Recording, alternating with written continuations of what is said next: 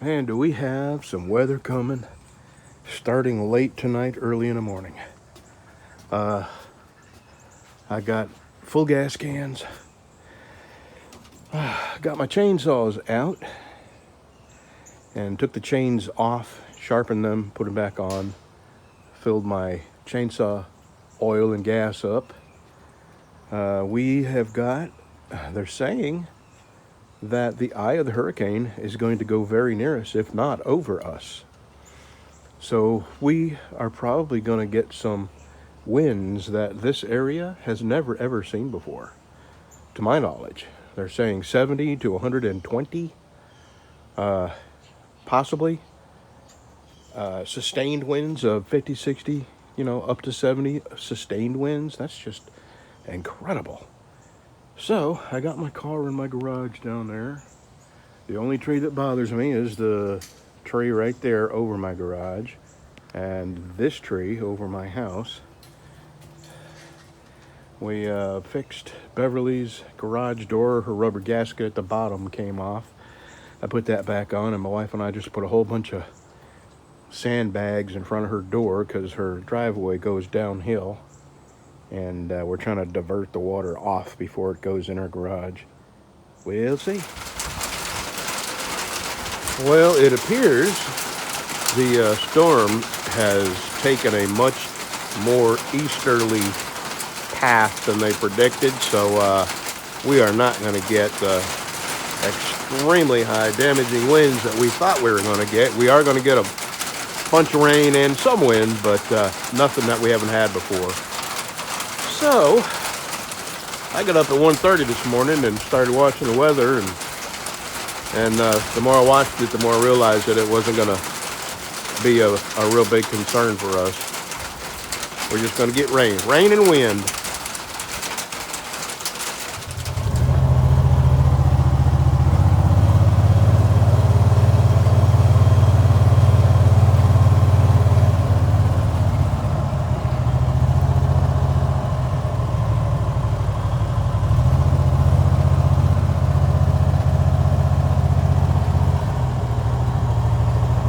All these little leaves are from the wind we had come through here.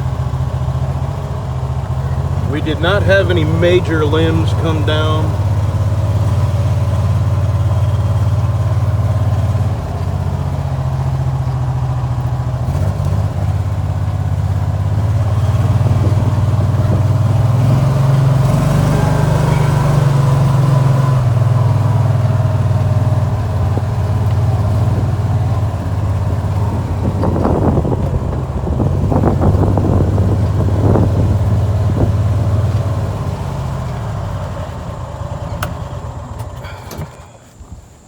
So, today, let me tell you, today's Friday. So Wednesday, I spent all day battening down hatches, getting generators ready, getting my chainsaws ready to go. If not for me, then for neighbors, people I could help.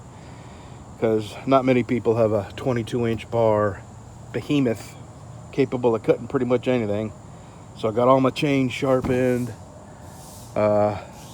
I got my go-to girl ready. So Thursday, we had the storm.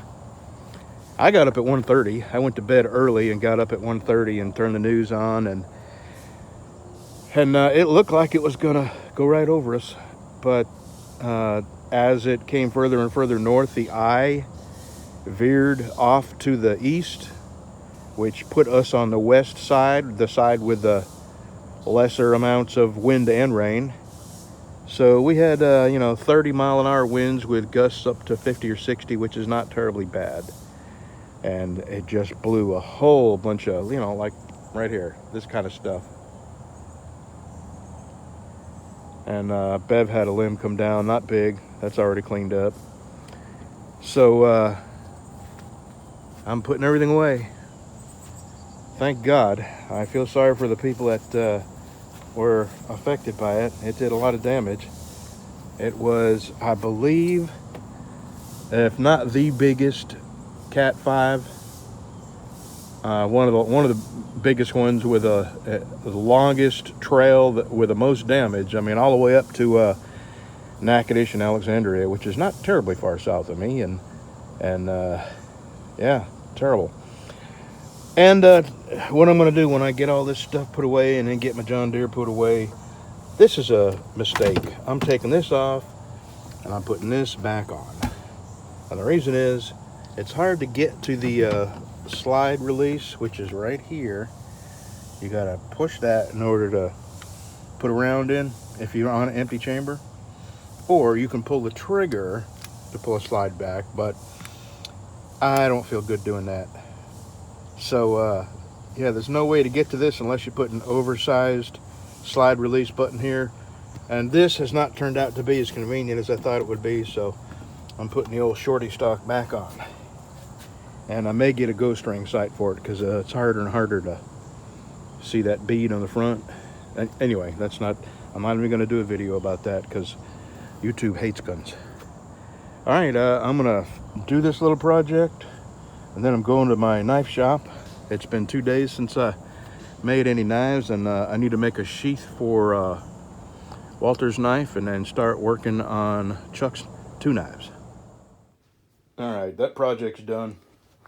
I had to run to the hardware store, our little hardware store in town, and get a 5/16 by 5.5 inch bolt because the stock that was on it just used this little bolt, and through the move here, I lost that bolt. So, all right, we are back to normal. I'm never going to do that. I had a heat shield on it with some sights that were kind of silly the way it was mounted, and I had a flashlight mounted to the end, and I'm just not going to do that anymore. This is just and I've even got a stock on here that's 2 inches shorter than normal, just to make this a little easier to move around in the house or in close quarters.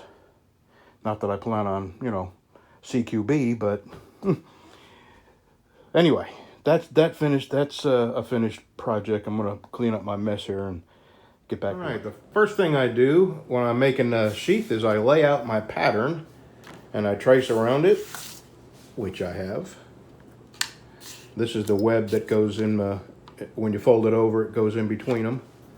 And now what I do is I just cut this off and get that out of here because it's so bulky and takes up so much room. And then I cut my pattern out with a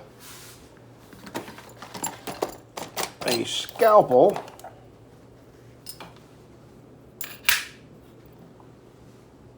And I'll show you when I get it cut out.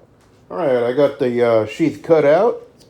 I got the belt loop sewed on. My logo. I did a little bit of tooling. You can't see that. You can see some of it. And I'm going to let this dry probably overnight and finish this tomorrow. Sew it up, do my fade, and Walter's knife will be ready to go. And now I'm fixing to go into my knife shop and start working on Chuck's 2 dinner skinners. Get the bevels ground and start sanding on them. But I think I'm going to have a cup of coffee and pet my dog a little bit and then get to work on the knives. All right, there's Walter's? Or is it Chuck's? Man, I am just terrible with names. There's Chuck's 2 dinner skinners.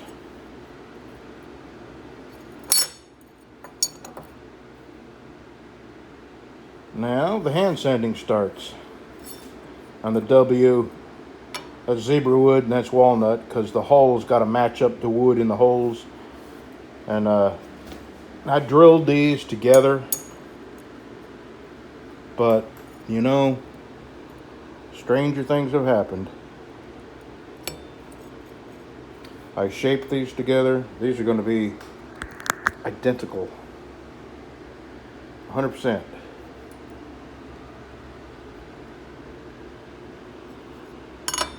All right, now I never did get my coffee.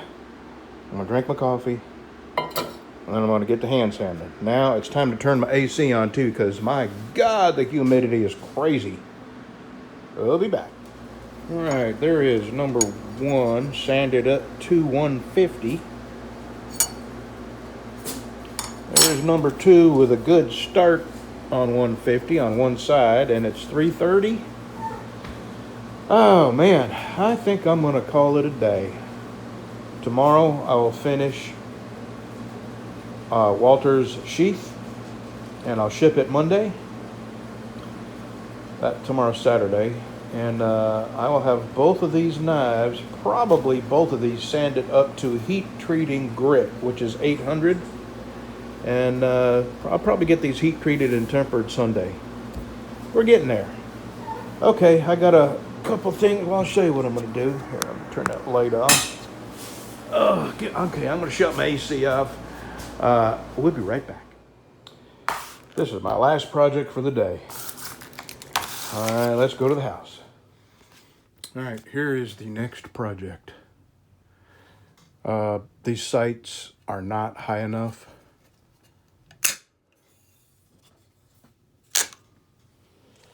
Because this is a flat comb stock and I got a fat head. So I got these risers. They're only a 1/4 inch. That's all I need, is just a 1/4 inch of height in these. I don't want to get them too far away from the axis of the bore. And that's what I'm fixing to do. Take these off, put the risers on, put these back on. So let me do that and I'll show you. I'm not even going to say it. Can you picture the irony? Who'd have thunk? Well, so far they're not broken. I used to shoot a bow in competition many, many years ago. Let's see, probably 37 or 38 years ago. And I was real good. I won a lot of regional trophies. I won a tri-state trophy, Texas, Oklahoma, Louisiana. I won lots of Louisiana trophies. And I used to target shoot with a hunting bow. And it used to just make me chuckle when I would win these competitions with a beat up old bear compound with camouflage tape on it. And these rich lawyer types with lots of money would have these $1,000 bows and binoculars to look down there at your target and special composite arrows.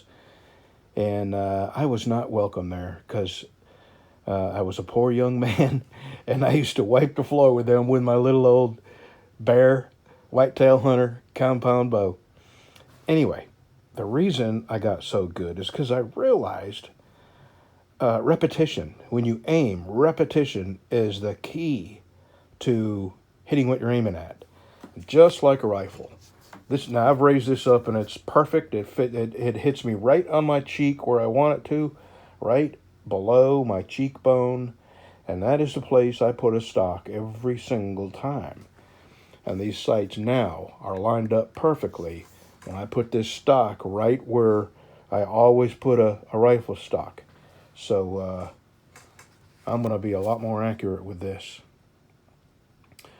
And repetition, I'm telling you, repetition is the key. If you put the stock the same place every time, you pull the trigger the same way, you take a couple of deep breaths, you let it out, you inhale about half a breath, you hold it, and you fire. And you do it the same way every time.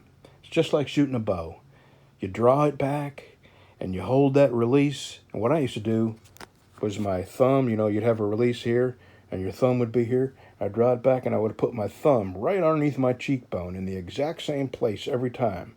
And then hit that button, let the arrow go. Anyway, I've talked enough. This goes back in the safe for when the party comes to town.